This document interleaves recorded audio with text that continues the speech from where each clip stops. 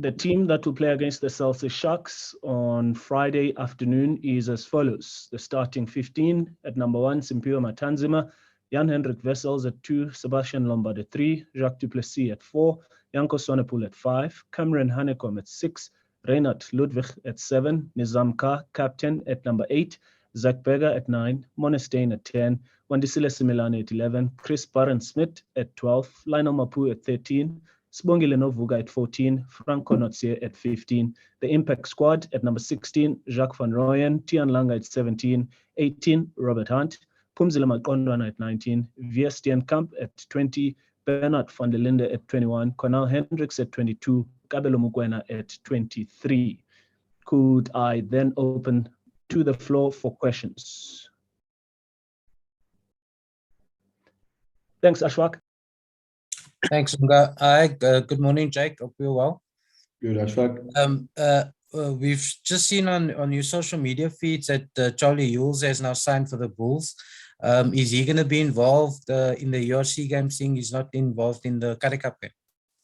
No, he won't be. I don't think he's allowed to play in URC. I think we're still trying to find some paperwork that we need to do. And when we get that paperwork, Ashfaq, he could quite possibly be available sooner rather than later. But at this point in time, we're just waiting for some paperwork.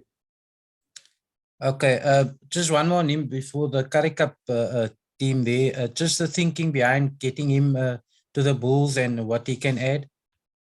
Yeah, look, I think it's a bit of a double win. And firstly, we get a player like him, 30 tests for England, 111 games for Bath, captain England under junior side, won a junior World Cup, so he's got a lot of experience. Very good in the line-out. So yeah, I mean that's a win for us, and I think for him, he's trying really hard to get into the World Cup setup. He needs to play some games, needs to have some rugby under his belt. And, obviously very fortunate that if we can get the two married together, he's a gain for us, and hopefully we can help him play good rugby and get himself into the mix for the World Cup. And just on the CURRIE Cup team, quite an experienced lineup there, mixed with some youngsters as well. Are you confident that obviously the URC team featured last week against Griquas, that this group of players can also get over the line? Yeah, in fact, it's actually not a very experienced team. If you look at it, I think there's 6 forwards that are still under 21. You got Cameron Hanekom, you got Sebastian Lombard, you got Reinhard Ludwig, you got Jan-Hendrik Wessels. I mean, there's a very, very young team. But yeah, I mean, they've got some experience under their belts when they played URC. And as I said, I am confident. I mean, obviously, they've got a chance now to show whether they can play as a collective unit. And that, for me, is the most important thing, is how this group of players plays as a collective unit.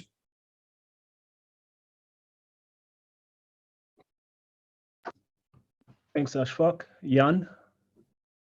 Thank you, Nunga. Jake, a quick follow-up from what Ashfaq just asked. Are you settling on a CURRIE Cup URC split now, or are you still going to mix and match between the two? No, I'm going to mix and match. I mean, I think we're not in the... Jan, we're probably not in the fortunate situation now where we can play one side through. Obviously, the poor start we had in the CURRIE Cup, we need to catch up some points. We need to give ourselves a chance to make the playoffs after a poor start. So, yeah, I mean, I'm obviously going to, as soon as I can mix and match, or as soon as I can pick the strongest team or whatever, that'll be the idea, is that we need to, if we want to give ourselves a chance, I don't think we can afford ourselves the luxury of playing the same team. I think we're going to have to find a way in which we can keep a strong team on the field every week. Yeah, it is a tricky situation, because you're also not definitely assured of a place in the URC playoffs, because things can happen, and also there's a possibility of being knocked out of Europe if you don't finish in the top 7 there. Exactly. So yeah, I mean, you hit the nail on the head. I don't think we've given ourselves a luxury of making decisions on our own. I think the decision's almost made for us here. Then my final one, the Sharks, what do you expect of them? I know you're going to Durban, so this time of the year it's probably hot and muggy. It's like a bit like visiting the old club champs this time of the year, where everything is hot and muggy. Yeah. Well, I think mean, they got a good win last week against Pumas, and the Pumas are obviously the current reigning champions of the Currie Cup. So they'll have a lot of confidence out of that result. They are at home. They've played well at home. I don't think they've lost this year at home, to be fair. And the Currie Cup team I'm speaking about. And so, yeah, I mean, it's not going to be an easy game. But, you know, I think we, as I said earlier to Ashfaq, we need to get results now. You know, and this is one of those games where, you know, it didn't matter who it was. We needed to make sure we play well.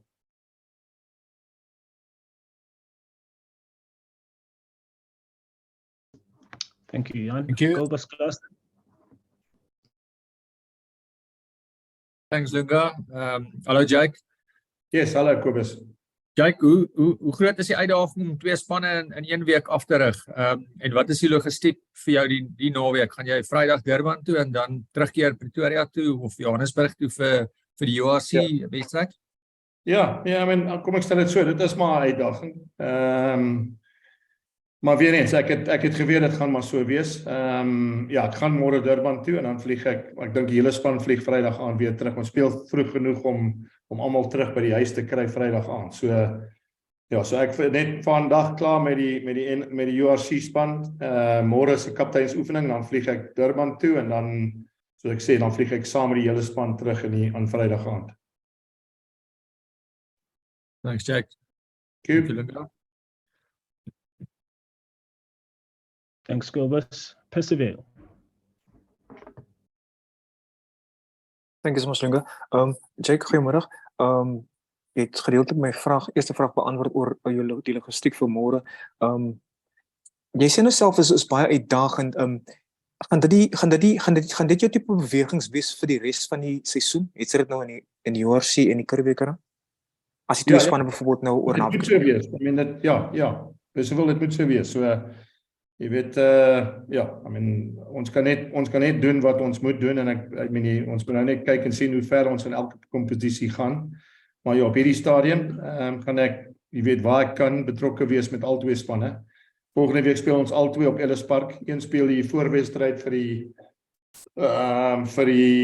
so jammer, volgende week speel ons almal op Loftus teen Transvaal. In die Currie beker en dan speel ons teen Leinster hier so daar's 2 spanne op Loftus. So dis eintlik maklik. En dan die volgende week, ek dink as ek reg is, dan sal net Currie beker rugby. So dit beteken die volgende 2-3 weke is maar, jy weet, ek kan uitkom en ek kan oral wees met al 2 spanne. So ja, dit gaan maar sodra ek so kan aangaan, sal dit so aangaan. So kan ek net vra wat die URC aanbetref, wat is julle doelwitte daar wat die URC aanbetref? Ek het jou kollega na by die Sharks, Neil Paul, ook gevra. Dis 'n redelike triekie situasie, soos ek dink een van my kollegas nog gevra het, is dat julle staan 7 op die punte leer. Wat hoop julle uit op die volgende 2 weke uit die kompetisie te kry nog? Te wen.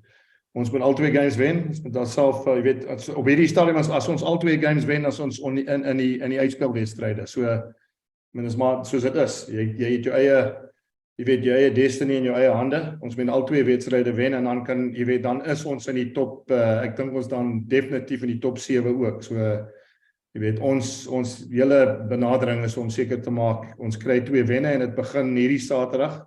Jy weet, ons kyk nie eers na volgende week nie, ons moet hierdie Saterdag ook seker maak ons kry 'n wen. Ek maak klaar, Jake, en soos jy reg is in die Engels gesê het, jou aandag is 'n bietjie verdeeld, maar dieselfde benadering gaan soort van wees seker die Currie beker ook wees. Julle wat nou catching up soort van moet speel daar. Ja, presies dieselfde. Jy weet, ons het nou swak begin gehad in die Currie beker. En ons kry geleentheid in die volgende paar wedstryde moet ons nou wen om seker te maak ons gee onsself 'n kans om die uitspelwedstryde te speel. So ja, weet ek nou net gesê in Engels is maar so, jy weet, ons het nie, jy weet, daar moet ons eie weet destiny skryf. Is nie 'n kwessie van iemand anders te moet wen of verloor nie en dan kan ons nog steeds deurkom. Ons moet net elke wedstryd nou wen om seker te maak ons kan uitkom met soos ek sê met die uitspelwedstryde. Check baie dankie en sterkte. Ja, dankie. Thank you, Percy. Kanye Sotraku. Thank you very much, Lunga. Good morning, Jake, and good morning to the other colleagues. Jake, just from a health and wellness perspective, how are you handling these particular 2 jobs? with the kind of pressures that they come with. Yes, you are the director of rugby, but I would love to think that managing two teams in two different competitions cannot be easy, not just on your mental health, but on your physical well-being. Yeah, can you see? I mean, it's not ideal. I mean, obviously, I would love to, I'd love to, have extra hands on deck. But to be fair, I've got 3 really good coaches working via the Currie Cup.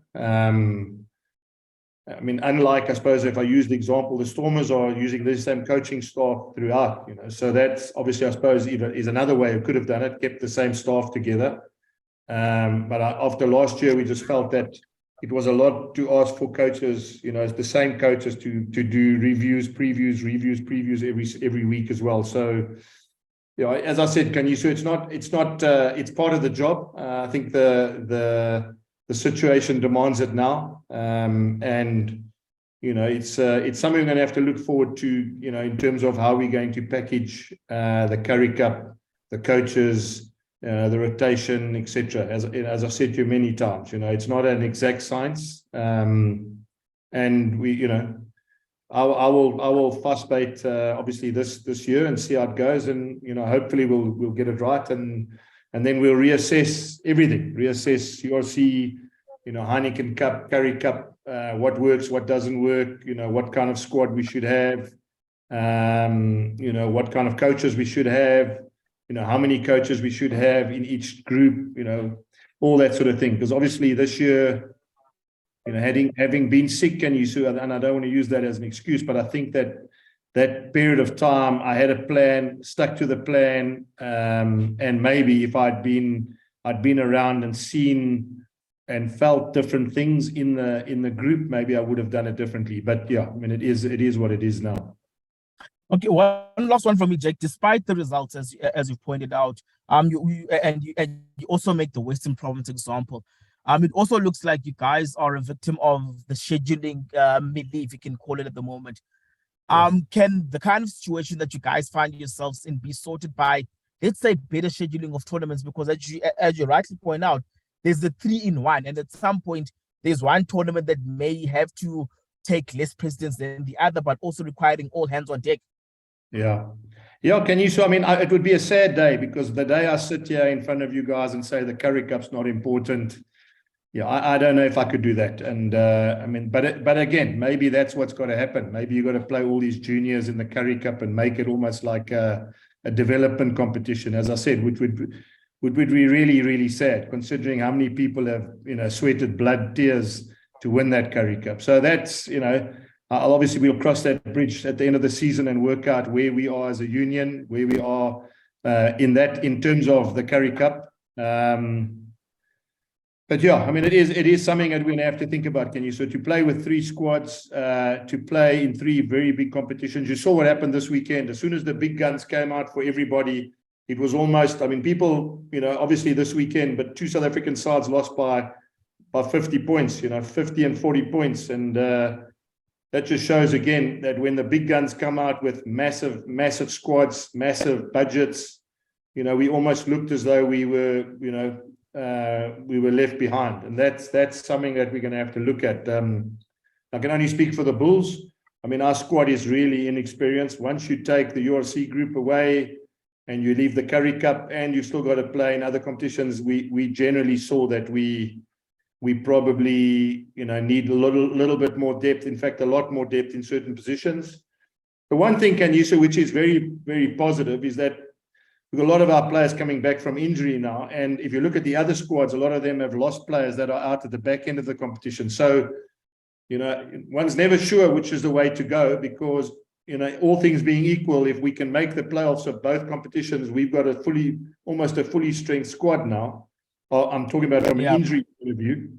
And if you look at the other squads, the Sharks, there's a lot of injuries. You look at the Stormers, a lot of injuries. Obviously a lot of the Lions, a lot of injuries as well. So, who knows? Maybe things are working in our favor at the back end of the competition, because if we get everyone fit and we can manage to get ourselves into those knockout games, then anything can happen. I think finally from my side, Jake, is it now that the Bulls have signed Charlie Eels, for example, is this, let's say, the first step in seeing a lot more foreign players actually not to use this word, who are out of favor with their national teams, actually playing more rugby in South Africa to ensure that by the time that they return to the home countries, they're actually in better shape to fight for places in the national team?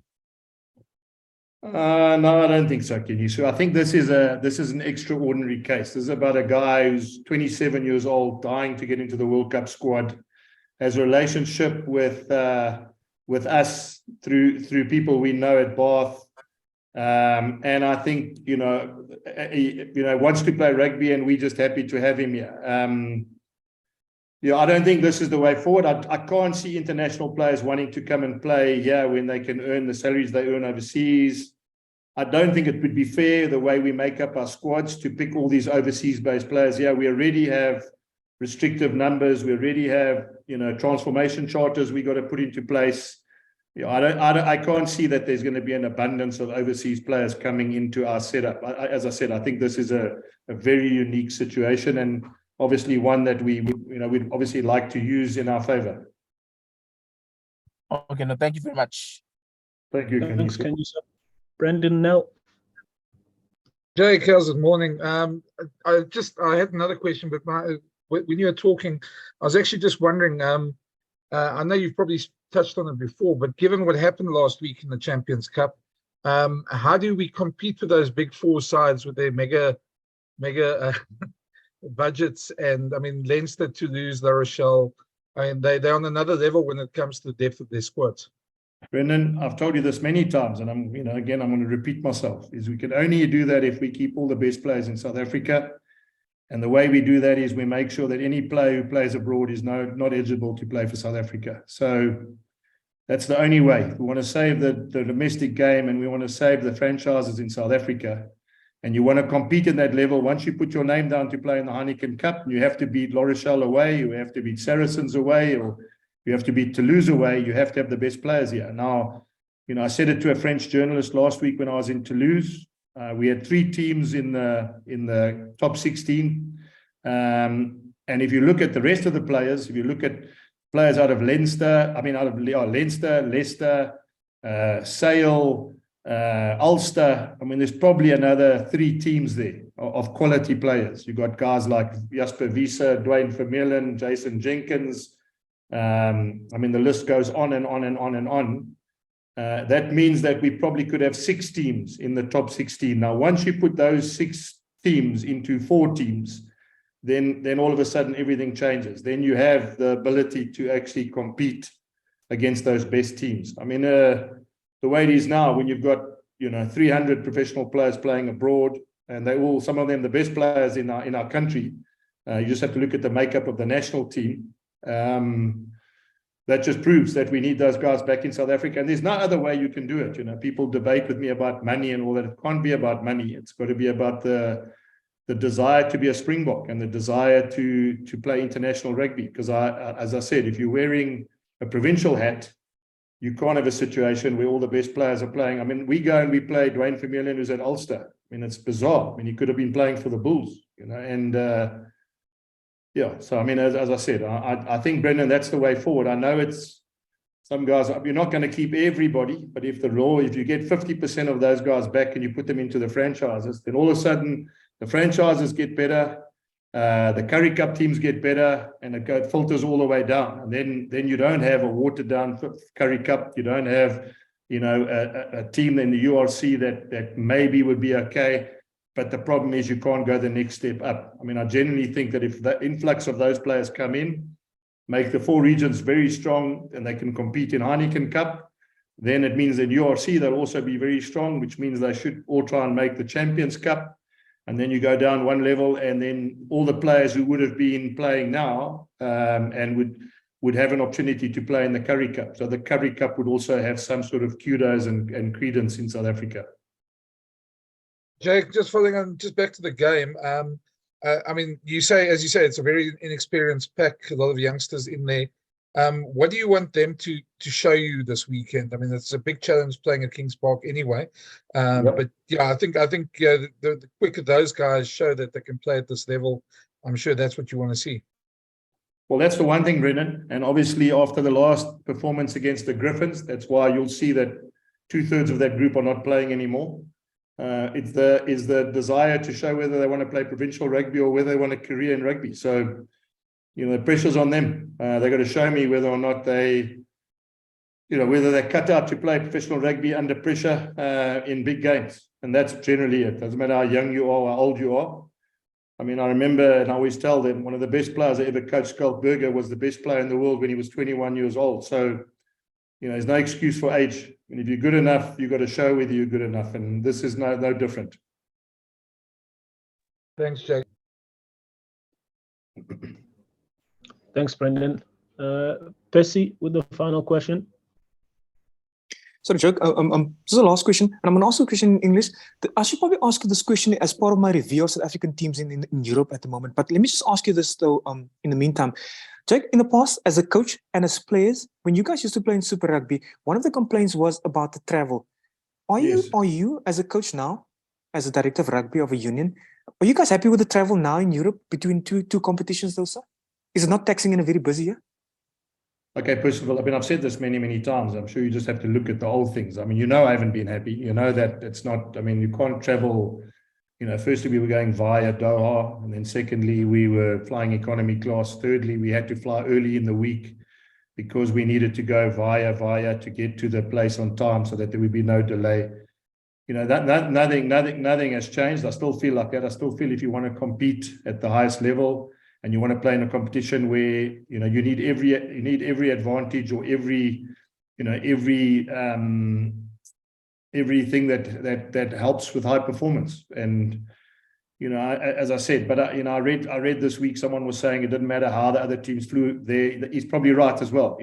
Not only do we need to travel well, and we don't need to travel, but we also need squads that are good enough. So it's not one or the other, Percival. It's a question of we need to look at ways in which we can improve the travel. I've got 2-meter guys sitting in economy class for 20 hours of travel and 4 hours in an airport before they get a connection. I mean, there isn't an Olympic athlete that would go to an Olympic Games and fly that way or fly in the same manner. So, but as I said, it's got nothing to do. I know you're going to write that. I said the travel influences, there's a lot more to it. It's the number of players you've got in your squad. It's the salary cap you have. It's the depth you have in your squad. It's the amount of rugby they play.